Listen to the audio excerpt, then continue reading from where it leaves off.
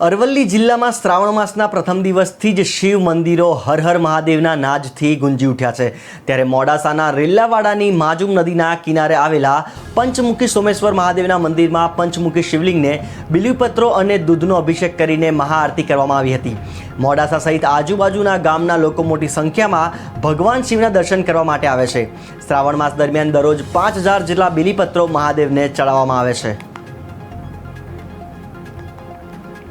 श्रावण मासना प्रथम सोमवार ने प्रथम दिवसे रेल्लावाड़ा भाविक भक्तों द्वारा आजना रेल्लावाड़ा पंचमुखी सोमेश्वर महादेव मंदिरे जलाभिषेक दूधनो अभिषेक अने पंचामृतनो अभिषेक करी अने आजना पवित्र श्रावण मासे पोताना भाविक भक्तों पोतानो भाव प्रकट करी अने भगवान शिवजीनी पूजा अर्चना करी। रेल्लावाड़ा गामे पंचमुखी सोमेश्वर महादेवना मंदिर में सवारे 4:30 પોણા मासथी भक्तों आवे छे अने भाव और श्रद्धा थी भगवान की पूजा थाय छे। षोडशोपचार पूजा थाय छे। षोडशोपचार पूजा पूरी कर्या पछी भगवान ने अभिषेक करवामां आवे छे।